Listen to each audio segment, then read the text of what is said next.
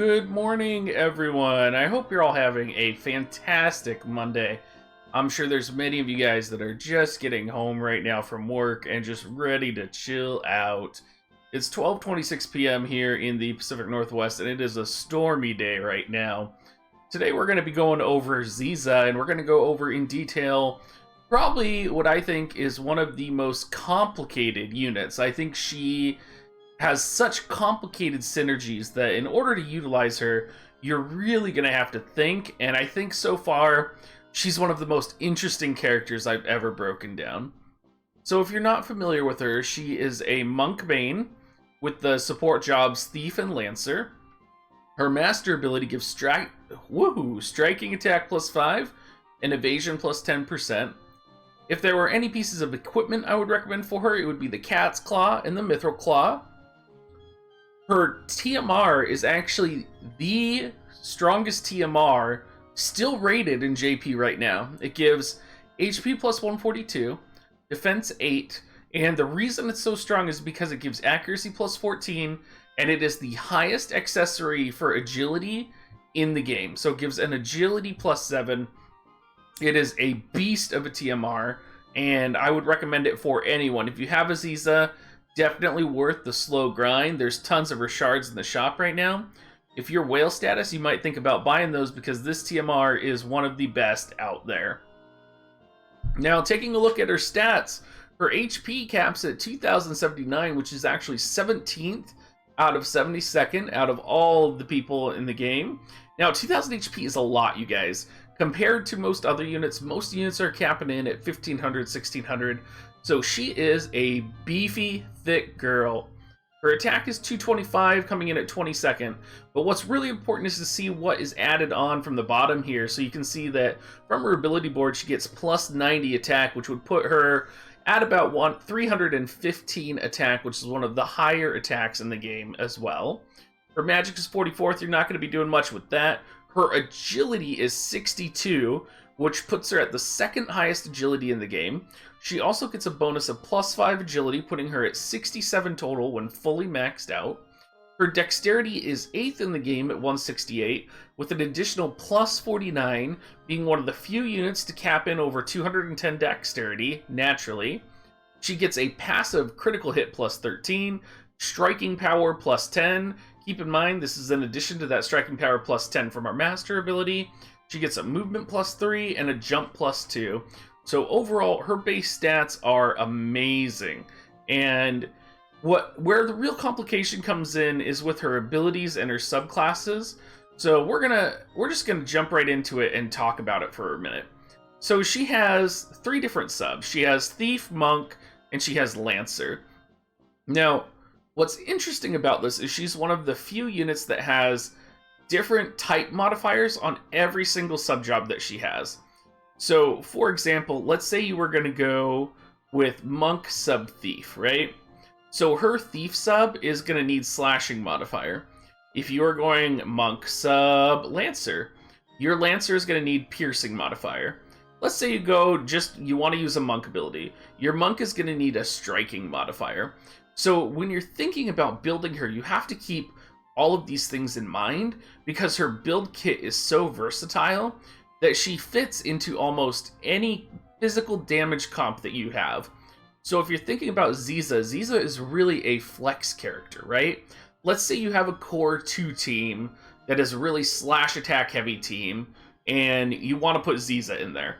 She has those snipe dagger techniques from Thief to take advantage of any slash attack modifiers that you want to put in that 3-man comp.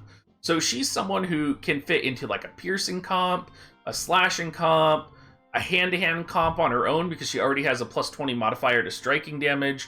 She's a very unique unit that can really fit in almost anywhere. Where you're going to start running into problems, though, is if you start misputting her sub-job on, if you start using abilities that do not have the modifiers that you want on, and then if you start using her wrong. So great example with this would be like, you really love using Earthen Glory with Xiza. That's your favorite thing ever, is you love using Earthen Glory. Of course, it's a piercing attack. She has to sub Lancer to use it. So you're like, my Xiza is just always sub Lancer. And you're headstrong about that. Well, suddenly, you know, you put your Xiza in another comp because you love her, you're missing out on that piercing modifier, and instead of Earthen Glory being your strongest attack, maybe Snipe Dagger is your strongest attack. But you're too thick-headed because you left your Xiza on Lancer subjob that you couldn't figure that out. So with Xiza, not to call y'all stupid, so with Xiza, you really have to make sure that you're watching her subjob, you're watching her party comp.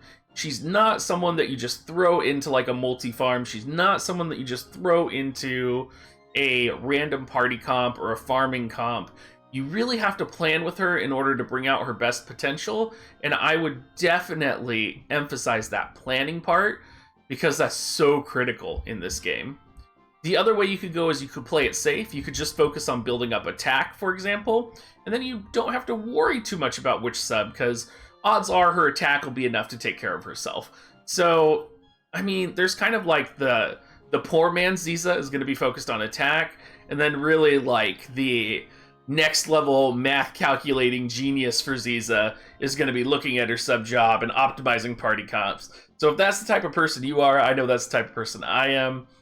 Xiza is your girl. So let's look at the modifiers here. As a monk, Terra Slash 30 to 65 has a range of 4, and it has a 3-hit area. Very powerful technique, takes AP 30.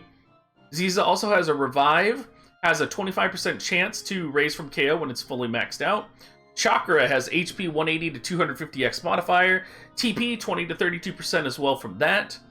She has Surge Strike as her monk ability, which is a 5x to 21x modifier, which is going to be like your bread and butter, right? Like you're going to be running around at low levels with Xiza if she's like your only UR unit that you pulled. You're going to be using Surge Strike. Surge Strike has that flexibility, it has that range. It's just one of those attacks that no matter what, you're going to want to max out. It's AP 12. You never know when having a maxed out Surge Strike is going to help you. Snipe Dagger is a sub-thief, one of her most powerful abilities, dealing medium damage. So similar to Terra Slash, right, you're going to see this trend of 30 to 65x modifiers with her. Adds that 25% chance of confusion. So again, very powerful. Snipe Dagger is probably one of the most flexible tools in her kit, similar to Surge Strike. Drawback is it is AP 31, something to think about there. Burst Slash from her Lancer kit, so it's going to deal 35 to 70x damage, so a little bit more, and it also gives a 1-panel knockback. It's going to be a 2-panel range, and I think with that low range and that Lancer sub, that's why you're seeing that extra modifier thrown in there. Similar with Earthen Glory. Earthen Glory is going to be a 35x to 70x modifier, and it's going to be an AoE attack around her for 2 squares, AP 36. So these Lancer abilities, they are very AP hungry. Steal time is going to be, of course, CT 50x, so you're going to be stealing your CT from your target. So again, very good technique. It's not always going to be required. You probably could kill someone with a Snipe Dagger for that. But again, let's say you're out of AP and you need something to do. Steal time does use TP, not AP, so it may be something that you want to use in the moment.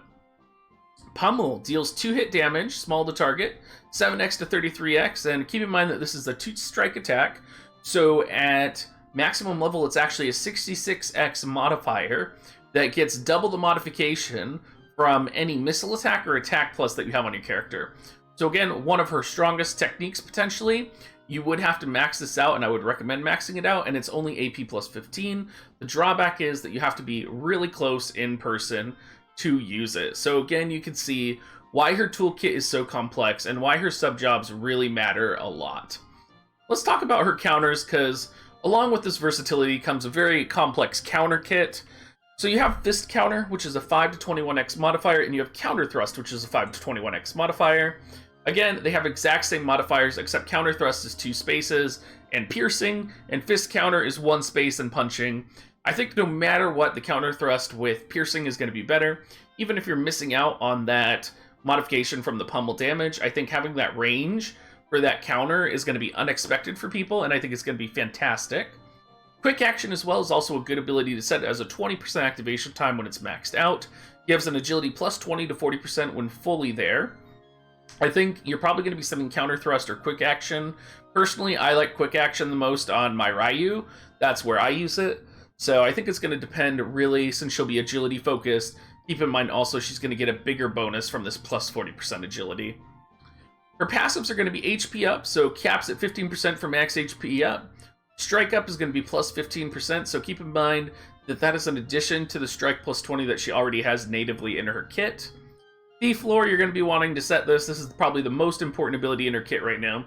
Agility plus 3 to 12%, capping out that 12% agility when she already has that 67 base agility is massive. That's essentially giving her another plus 7 agility into her kit, which would put her at about 74 agility base, so very powerful, and it gives her that additional move. Pierce Mastery, Pierce plus 5 to 15. Again, when I'm talking about verifying, like varying in her kit, you could easily swap between Strike Mastery and Pierce Mastery, swap your subs, and figure out, you know, where the optimal damage might be. If you set Pierce Mastery, this would also help with the counter thrust, etc., etc. Acquired AP up, so it acquires a 20x to 50x modifier when it's fully maxed out. This could be powerful as well. Deadly Master raises crit, so it raises your critical hit rate from plus 10 to plus 25%. Keep in mind she does have the native plus 13 critical hit rate, so that would put her at a native plus 38 critical hit rate with Deadly Mastery active. So this could be one of the more powerful crit builds as well for her, which we'll talk about when we get into Esper choices and card choices. Just a real shout out, you guys, for warofthevision-calc.com. This man is incredible. Bismarck has really gone and found all of the information here, and that's where all of my information is coming from. Check it out. He has a buy him a coffee. Go do that. Take care of this man. He has been incredible for the community, and as far as I can tell, he's the most reliable data miner that we have right now. In terms of her base stats, she's going to have 10% resistance to slashing, 10% resistance to piercing, 10% resistance to fist attacks. So we're really focusing in on that beefiness of her. She has a weakness to magic. That's her only really drawback, but I think there's so little magic in the meta right now that it actually makes her quite powerful. 50% resistance to blind, toad, and 10% resistance to charm. In terms of her espers, you guys, there's so many different combinations here. So I'm just going to go down the list because you really, again, have to know how you want to build her. I think in general, if you're just suffering and you cannot figure out how to build her, these 3 espers are going to be for you. That's going to be Odin, Ifrit, and Golem. If you just can't figure Xiza's kit out, but you want to use her, set one of those 3 on her, she'll be fine. For more specifics, for those of you that really want to build her specifically, Siren has stab attack plus an additional plus agility. Ifrit has defenses, so right, Ice Protector from Medina's. Stab plus attack, he has missile defense, and he has attack plus, so it would be really good for a stab build. Odin, of course, with Man-Eater. Golem for the defense and the Man-Eater. Behemoth for the slash attack and plus agility. Bomb for the Man-Eater and stab attack. Cactuar for that Man-Eater and critical hit plus 20% if you're thinking about building her for a critical hit build. And Zoo for that fist attack up and attack plus. And the only drawback with Zoo is I would say it gives low stats. And I'm not sure that fist attack modifier is going to be as beneficial, since potentially you could have already up to plus 35 fist attack modifier, and it has diminishing returns. So something to think about there. I would probably focus on attack more if I were you guys. Now with that comes all of the cards that she could potentially use. And we're really going to test my memory for names and cards right now because literally there's a million of them. So first off, we have the Moraga card. And of course, that's going to add slash attack and really high base stats. We have Oath of Love, which is going to be adding that attack plus for the party, and it's going to be adding that hate modifier onto her. Now, I could see this being useful because Xiza has such beefy stats, and you could build her in either an evasive or a defensive way, that this could potentially be very viable, right? Baiting people to attack your Xiza. She has that natural evasion plus 10%. Could potentially be powerful if you ever chose to maybe partner Shiva down here with one of the units that gives plus 20 evasion in your party. You could easily build that evasion comp. She also has an ability with one of her sub-jobs that gives her an evasion plus 35. So something to think about here. You could see her evasion build being very potent and using her almost as a tank in some ways. Ramza with the Will Beowulf card, the agility plus, slash attack plus, hard to go wrong with her. She could use that. Diablos isn't out yet, but the Dark Attack Plus is going to be very powerful in his passive buffs. So if you guys are watching this video in the near future, just know I was thinking about you 2 months before now. Odin with his Man-Eater Plus as well should be coming out any week now. Powerful, and then the single attack resistance again builds on that tankiness that she could potentially have. Ifrit with the very high base stats and the attack plus for the party. Hard to go wrong with that. The attack plus is going to affect all of her attacks, so Ifrit really is the easy way out. Secret Orders with that base agility plus, with the agility being a percentage base on this card, it's going to affect her base agility even more, making her even more stronger than before, and has that slash attack bonus modifier, so if you are lacking Moraga, Secret Orders would be the way to go. Xiza, of course, high base stats and evasion for the party. If you're looking for an evasion build, this is going to be the way to go. Running through the snowfields adds Pierce attack up for the entire party, and it has very high base stats. So this is a UR card that gets overlooked quite often because there is no piercing meta. But if you're looking at creating a piercing meta, or you want to go with maybe a unique build for Xiza, this would definitely be the way to go. Pactuar with that critical hit up. Leonis Castle, if you're looking for something a little bit more defensive here. I think Leonis Castle is a sleeper incredible rare card. It is one of the highest defense and spirit buffs in the entire game. You could set that on Xiza, it would be very powerful. Ryu, of course, the fun time card, is going to be an attack plus 20% for the party, or sorry, an attack plus for the party and a critical hit plus 20% for the unit that's equipping it. So if you're wanting to go for a critical hit build, let's say that you use the Cactar summon and the Ryu card or the bomb card that also adds critical hit plus 20% here, that's an additional plus 40 critical hit percentage in addition to the base 38 critical hit rate that Xiza already has. If you set the critical hit rate passive, that would be a total of 78% critical hit rate for Xiza, which is very powerful. And then, of course, the Final Fantasy XIV card, which does give Dark Attack up as a potential build for her as well. I hope you guys all found this video useful. It was one of the funnest for me to ever make because Xiza is such a versatile and unique character. I hope you all have a wonderful day. Please do like and subscribe. It means so much to me. Come check out our Discord. Make sure you support everyone. Make sure you support the community. Go check out warwithvisioncalc.com. Do all of that, you guys. Thanks so much, and have a great rest of your day.